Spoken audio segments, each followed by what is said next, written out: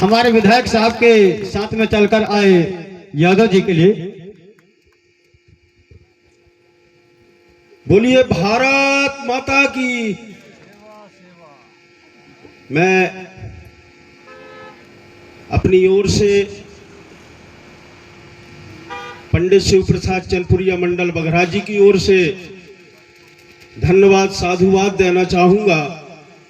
कार्यक्रम के आयोजक समिति को,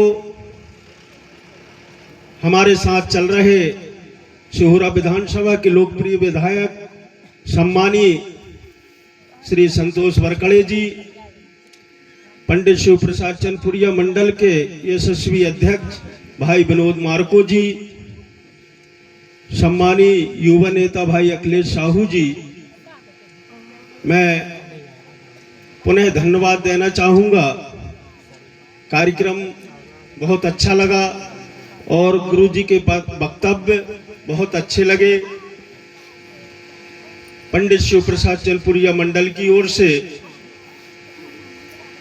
संविधान निर्माता बाबा साहब की जन्म जयंती में नमन करता हूं। बोलिए भारत माता की।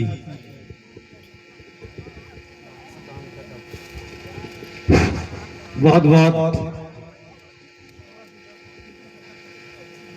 बहुत धन्यवाद यादव जी। कम से कम अपना विचार रखने का प्रयास किया और कम ही शब्दों में अपना विचार समाप्त किया। बहुत बहुत धन्यवाद यादव जी के लिए जोरदार ताली से स्वागत करेंगे। साथ ही हमारे बीच परम सम्मानीय यशस्वी विधायक महोदय जी, परम आदरणीय संतोष वरकड़े जी का आगमन हमारे बीच में है। मैं चाहूंगा परम सम्मानीय विधायक जी आए और अपना वक्तव्य रखेंगे। जोरदार ताली से स्वागत करेंगे।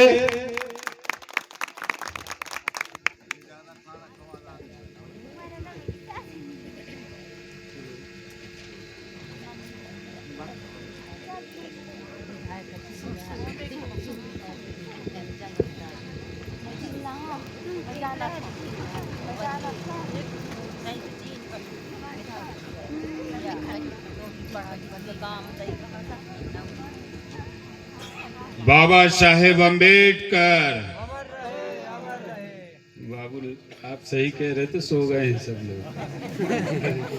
फिर जहाँ घर तब 100 साल का करना है। काय खिलाने रात जगवाट कर रहे हैं। मैं भी जाता हूँ घर में, मैं कहो अपने सब लोग इतने जुड़े हैं रात में, सबके बीच में मैं भी जाऊंगा। कम से कम इसी बहाने आप सबसे मिलूंगा। तो थोड़ी देर के लिए निद्रा को त्याग दो और पूरी ऊर्जा के साथ हमारे संविधान निर्माता, हमारे भाग्य विधाता, हमारे भगवान का जब जयकारा हो रहा हो तो पूरी ऊर्जा के साथ जयकारे का घोष होना चाहिए। बाबा साहेब अम्बेडकर, बाबा साहेब अम्बेडकर, बाबा साहेब अम्बेडकर, भारत माता की। आज अपनी ये पावन ग्राम चौराई में बड़े ही शुभ अवसर पर हम सब एक ऐसे व्यक्तित्व के लिए, उनके द्वारा किए गए अनुकरणीय कार्य के लिए, उनके जन्म जयंती पर आज इस पावन स्थान पर एकत्रित हुए हैं। और आज के इस विशेष कार्यक्रम में हमें जिनकी सहभागिता मिली है, ऐसे हमारे समाज के चिंतक, मार्गदर्शक, निरंतर समाज की चिंता करते हुए अपना प्रयास, चाहे दिन हो चाहे रात हो, चाहे गर्मी ठंड बरसात हो, इन सब को देखे बिना निरंतर समाज की सेवा में डटे रहने वाले आदरणीय हमारे जगदीश कुंजाम के लिए उनके अभिनंदन में जोरदार तालियां बजाइए। ये कोई साधारण बात नहीं है।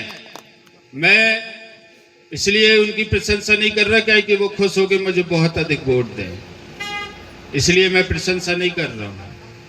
मैं प्रशंसा इसलिए कर रहा हूं कि हमारे समाज में ऐसे चिंतक, ऐसे प्रेरक व्यक्तित्व हम सबके बीच में हैं, हमारे अपने क्षेत्र में हैं, इसका अभिनंदन होना चाहिए।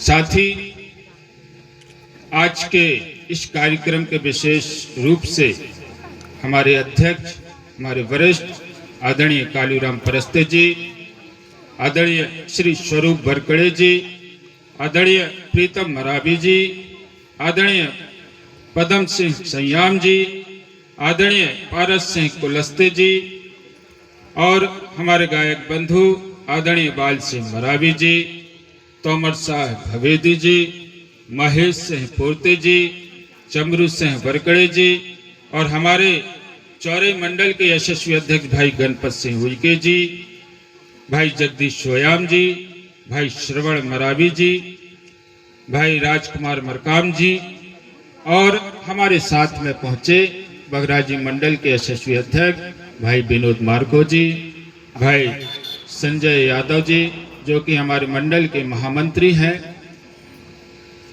और हमारे जो अपने समय का त्याग करके हम सबकी जन जागृति के लिए अपने लोक सांस्कृतिक कार्यक्रम के माध्यम से समाज में चेतना का प्रसार कर रहे हैं, ऐसे हमारे सभी सम्मानीय कलाकार बंधु, आप सब हमारे वरिष्ठ जन, सम्मानीय जन, युवा साथी, हमारी मातृशक्तियां, हमारे सभी सगाजन, आप सबको मेरा सादर प्रणाम।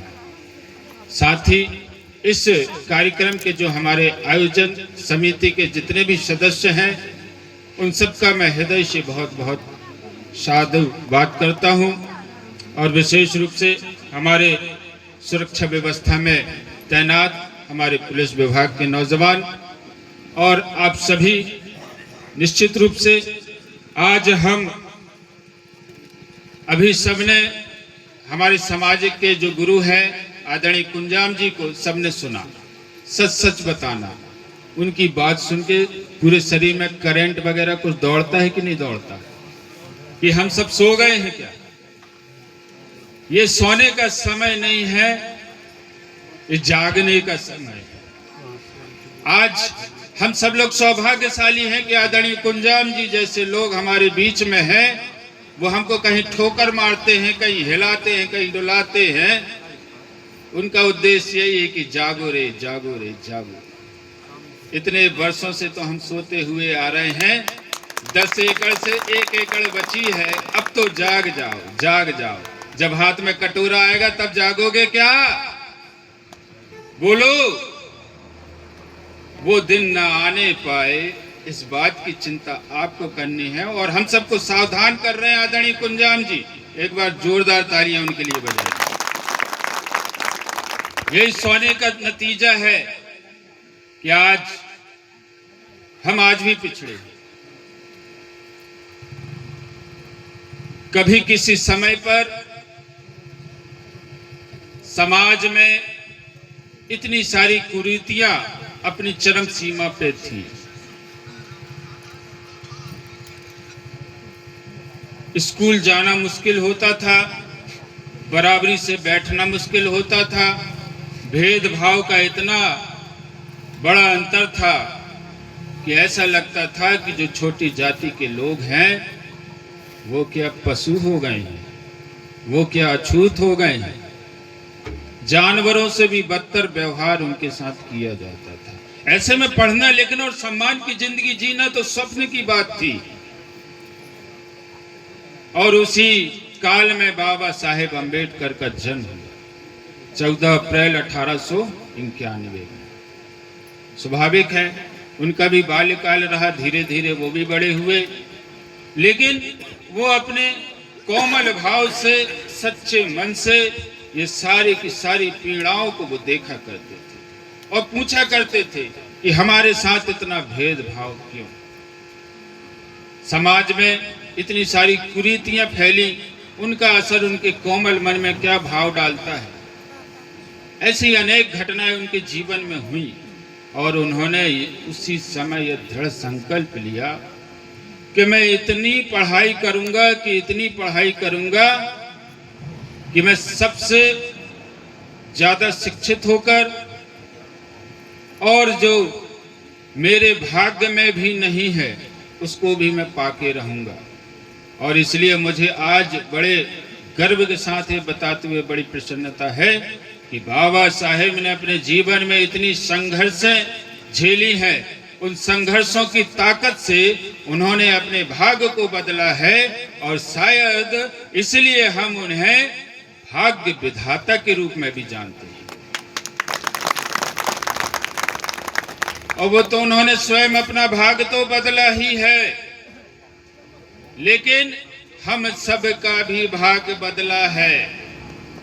जो दबे थे, जो पिछड़े थे, जो शोषित थे, जो दलित थे, उनको समानता का अधिकार और न्याय का अधिकार यदि दिलाने का काम यदि किसी किया है तो ये हमारे भगवान बाबा साहेब अम्बेडकर ने किया है। आज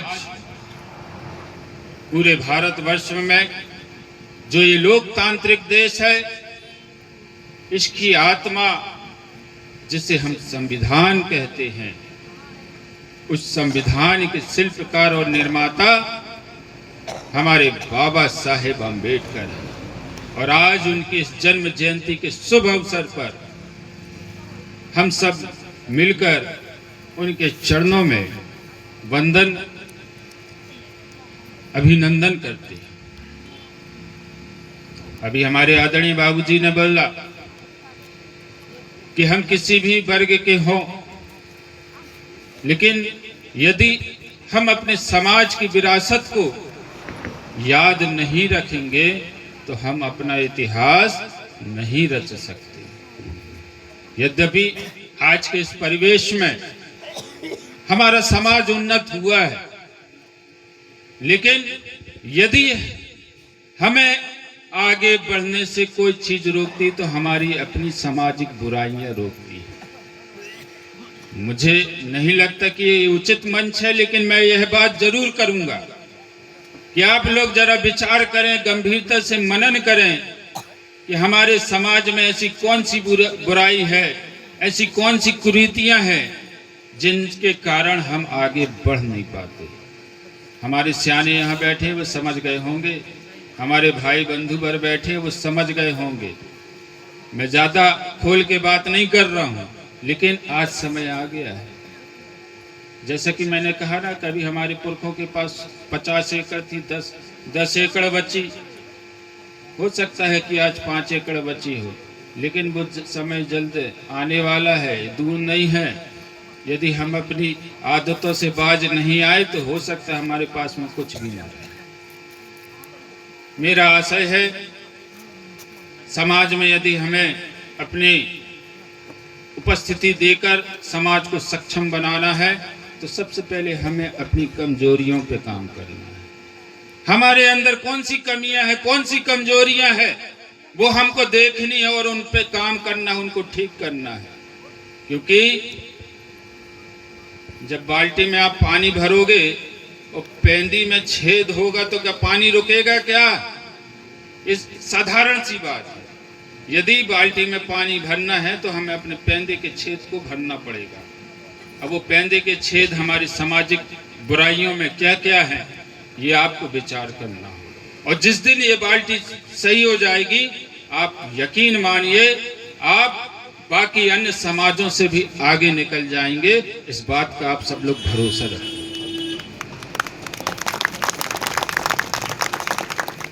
आप ताली मत बजाओ, लेकिन जो मैं कह रहा हूं उस पर विचार करो। हमारी बहनें बैठी हैं, हमारी माताएं बैठी हैं। अगर मेरी बात जरा भी गलत लगती हो तो बिल्कुल मत सुनना, लेकिन अगर थोड़ी सी भी सही है तो विचार जरूर करना। आप देखते हैं ऐसे कई उदाहरण देखते हैं, कई ऐसे बड़े बड़े पोस्टों पे हैं, कई ऐसे बड़े बड़े मालगुजार हैं, धन्ना सेठ हैं, लेकिन बुराई क्या है? दिन रात पीते हैं और पीने के बाद पशुओं के बराबर हो जाते हैं। कहाँ घर जा रहा है, कहाँ सियाने जा रहे हैं, कहाँ लड़का बच्चा जा रहे हैं, कहाँ क्या हो रहा है, किसी बात से कोई मतलब नहीं। ऐसे हैं कि हम, या फिर हम ऐसा रहना चाहते हैं। मुझे क्षमा करिएगा, अभी कुंडम में एक बहुत बड़ा मेला लगा था। बाबू मुझे माफ करना, लेकिन मैं आज बोलूंगा। उस कुंडम के मेले में हमारे समाज के युवक युवतियां पी के रोडों पे डले थे। मुझे सर नीचे करके निकलना पड़ा। जो भी मुझसे बताया मैं चुपचाप सुन लिया। इसका क्या मतलब था? इसका मतलब यही था कि हमारी नाक नीची हो, सिर्फ और सिर्फ काय के लिए, दारू के लिए। तो क्यों ना हम सब लोग ये विचार करें, सामूहिक रूप से विचार करें, क्योंकि यदि हमें बड़ी उपलब्धि पानी है तो अपने आप को सुधारना होगा। कहीं ना कहीं समाज में फैली इन कुरीतियों को ठीक करना होगा। इसके लिए आपको कोई बाहर से आके समझाएगा नहीं। इसे हर एक व्यक्ति को विचार करके अपने आप में सुधार करना है। तब कहीं हम सच्चे अर्थों में ये समझेंगे कि हमने समाज में सुधार के नाम पे कुछ काम किया है। अन्यथा हमारी ये सारी बातें कोरी रहेंगी। इस प्रकार रात को जगना भी हमारा व्यर्थ जाएगा। हम कल फिर अपने धुन में लग जाएंगे। फिर किसी दिन अगली बार फिर जन्म जयंती आएगी और फिर हम वही बात करेंगे और समाज चिल्लाएंगे। क्या ऐसा होना चाहिए? अपन को कभी न कभी किसी न किसी चोट से हम सबको सजग होना चाहिए, सावधान होना चाहिए। और सबसे पहले हमें अपने समाज में सुधारात्मक कार्य करने चाहिए। हर एक व्यवस्था बुजुर्गों ने, पुरखों ने बना के दी है, उन व्यवस्थाओं का हमें अनुसरण करना चाहिए। आज मैं देख रहा हूँ हमारे समाज के युवक युवती, हमारे बच्चे आज के इस आधुनिक युग में अंधाधुंध होकर नकल कर रहे हैं। कहीं वो डीजे की भी बात आती है, और जब डीजे बजता है तो कौन सियाने खड़ा है, कौन खड़े, कोई मर्यादा नहीं। हमारे समाज के नव पीढ़ी की क्या यही संस्कार रह गए? हमें इन सब चीजों पे भी काम करना होगा। जब हम इन छोटी छोटी चीजों पे काम करेंगे तो निश्चित रूप से हमारे अपने समाज का सम्मान बढ़ेगा, गौरव बढ़ेगा। आज इस विशेष अवसर पर आप सबके बीच उपस्थित होने का मुझे मौका मिला। इस सम्मानित मंच पर आज तक मैं वो मन की बात नहीं बोल पाया जो आज मुझे आप लोगों ने बोलने का अवसर दिया। हो सकता है मेरी कुछ बातें तीखी लगी हों, ये बुजुर्ग जन बैठे हैं तो अपना बेटा समझ के माफ कर दें। अभी मैं इतना बड़ा तो नहीं हुआ कि मैं आईना दिखा सकूं, लेकिन शुरुआत कहीं से भी होनी चाहिए। इस नाते मैं आप सबसे माफी भी मांगूंगा। और मुझे पता है मैंने बोला क्यों है।